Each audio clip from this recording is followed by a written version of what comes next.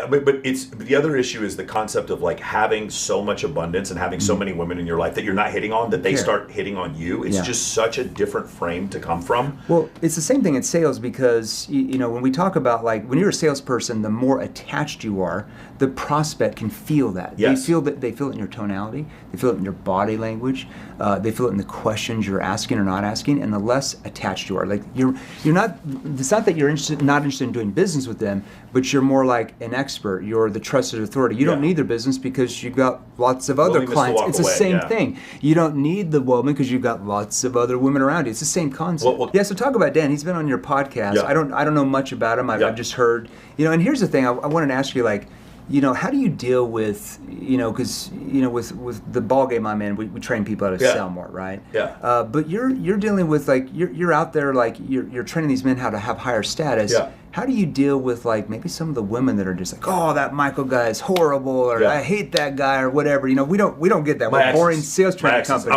I'm sorry. Yeah, but you know what I mean. Shout out to my exes. I love all of you. How do you deal with that? So usually the funny thing is women love the program. Really? So women get to do my program for free. Okay. There's a lot of girls, a lot of women who participate. Yeah. It's really nuts. If you go up to like some of the biggest models in LA and you're like, I'm in Michael Sartain's MOA program, they're like, that's awesome. Like they're actually cool about it. I love that, Lindsay Palis, huge model. Okay. She hit me up the other day and I asked her to come on my podcast. She's like, I don't really want to talk about that stuff. Then I hit her up like months later and she goes, I'll come on your podcast. My ex-boyfriend watches your podcast. Now I want to come on. Oh boy. Yeah. So it's I really don't have a bunch of a problem with that. That's because the thing that makes my dating program probably the dating section of my program different from any red pill or pickup content or any traditional dating stuff is men and women should be friends. You should friend zone every You're woman not just you out can. there trying to like sleep with everybody Correct. you can. Because I think when I started reading like the pickup stuff when I got through my first divorce, it gave me a few good ideas, but I wasn't the guy that was like, I just want to go out and sleep with a new person like every day. Like I'm like, ooh, that's gross. Like I want to be with the person that I want to be with. Sure. Like if I see like long term there, like I'm going to do that type of stuff or whatever. But when I saw your stuff, maybe I started following you maybe about a year and a half ago, and I actually bought your course. Yeah. Because I like just to buy courses. I always learn it, man. And I went through it and I'm like, oh, this guy's like, he's not like that. He's just teaching you how to communicate. He's not saying like go sleep with everybody, but he's like, put men and women, and it's for women too, put the person you want in the friend zone. And this is kind of like the psychology behind it. And I'm like, I can get on board with that. When you asked me at the beginning, there was one other thing I forgot to say, because I was talking about like mid-tier level of fame. Yeah. All of my guy friends meet their girlfriends through me. My CMO met his girlfriend at a photo shoot I threw. Okay. And now she works for us. Yeah. Okay. All of my guy, I'm talking about with no exception. All of my guy friends, they come to my events and they meet their girlfriends through me. Yeah. But all of my female friends meet their boyfriends through me also. Yeah. And half my friends get their jobs through me. Yeah, because I can say to everybody here, like, if you're watching the show and let's say that you're a lady out selling, you're like, oh, who's this dating guy? Like when I went through his course, like I was impressed because it wasn't talking about like go out and sleep with everybody. Here's how to manipulate. There's absolutely no. We don't talk about sex manipulation at all. Yeah. And I love that because there's just psychology about. Here's why women are rejecting you. Here's these are things you're saying that's causes this, and I can get on board with that. I love that stuff. Most men are not attractive to most women. The average woman is not interested in the average man. The average man is interested in the average woman. So you're right. Don't be creepy. The best thing in the world for men is to not be creepy. The best thing in the world for women is for men to not be creepy. Yeah, that's it. And because I say that, that's why women love my course. They don't ever really have an issue. Because I literally had a couple friends,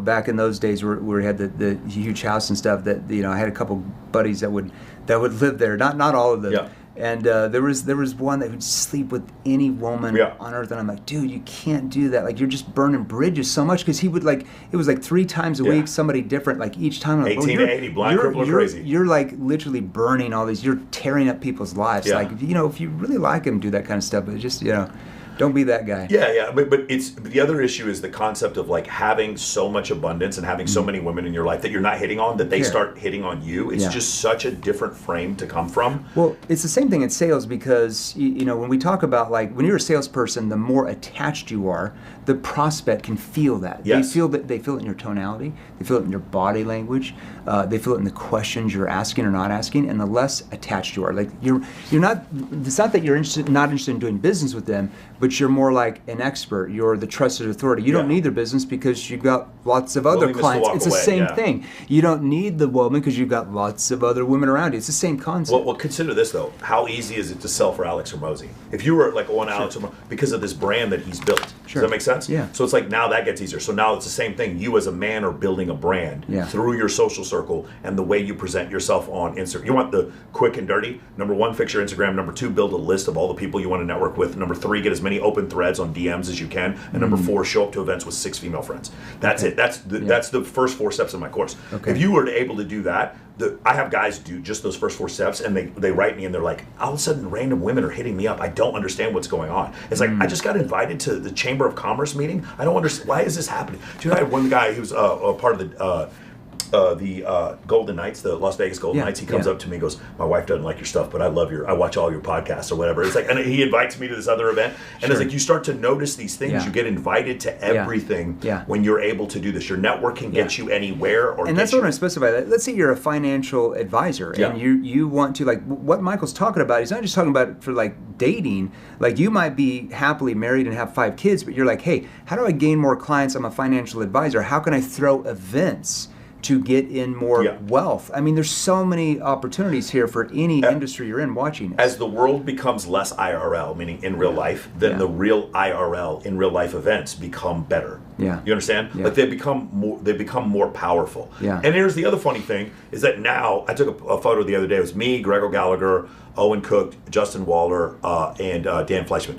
And Ty Lopez. We took a photo together. I actually saw that. Yeah, we all took a photo together, and that happened because we were all in the same place at the same time. Yeah. So the photo was cool, but the fact other people saw we were all in the same place at the same time, like the Avengers, was a cool Raises thing. your status. Exactly, it raised my status. We sold units because Justin was in the picture with me. Yeah. And the other thing is we talk about sales a lot in my course, mainly about funnels and brand. When I do sales, when I discuss sales with my clients, by the way, it's not one of the key things. When you come join the course, we don't talk about sales. When you get in the course, I teach you how to build a podcast. I teach you how to do a panel show. Teach you how to do man on the street videos. I teach you how to do reaction videos and prompts, like the Alex Hormozi style prompts. I teach guys how to do that. It's a secondary thing I teach. But when you build that brand, dating is a joke. Bro, when you have a brand like that and everyone's like, oh, girls like, oh, I know you from so-and-so. I was out at Encore Beach Club the other night and this really pretty girl was like standing next to me and she comes up to me. I was like, hey, do you live here? And she goes, no, but like, I've been to some of your events. And I'm like, you know who I am? I was like, yeah, she's just telling me all about myself. Sure. Dating from a girl telling you all about yourself compared to what most guys have to go through. And by the way, it's not, you don't even need 10,000 followers on Instagram to get to this point. But guys have a hard time with this. They have a hard time understanding this concept because of how status works. But again, now go back to the same thing. I had a conversation with Ryan Pineda. And Ryan was like, I was like, Ryan, do you ever jump on... WealthCon. I was like, Ryan, do you ever jump on calls with your closers? He goes, no, I never do. But whenever we're doing a conference, I'll go up and I'll just be like, dude, don't be a weirdo. Just fucking buy the product. Like, do it. He'll peer pressure people because he's Ryan Pineda. Like, of course you're going to do it. And so the same thing with me. My closers will call me to come on the call, and I'm like, I try to be cool with the guy. I was like, let's go through what your life looks like if you don't do this. And now let's go look through what your life looks like. And while we're doing this, I'm showing him irrefutable visual evidence, like photos of all my clients doing this. And I'll do this whole thing because I'm trying to hit this pain point. But the thing is, like, you should see the look on their face. Because none of them expect me to jump on the call. But like, I love these clients so much, I'll jump on the call. They're like, wait, what? Michael's actually on the call? Why is that? You've probably done this too. The guys will bring in stuff in. I'm like, hey, what's up? Like, is this Jeremy Miner? Is this really Jeremy? I'm like, is this stunt double? What's going on? No. Hold on, are you going to give my guy an objection? Like, you tell him you want to sell more? I got to do that. I'm stealing that. Are you going to give my guy an objection? You tell him you want to sell more, but then you're going to give him an objection that you need to think about learning how to sell more? And they're like, no, I would never do that. No, I swear. All right, you're not one of those average salespeople that would do that, right? Identity frame. So you know that having you on a call is a cheat code. God, if I was on every call, we'd be doing $100 million a day. Yeah, so that's my point, right? So you understand that, but how is that possible? Because you built a brand. Sure. It's like, it's so crazy how people... We get close to 40 million views a month on our social media. It's so crazy how people are not... What I just said is not offensive to anyone.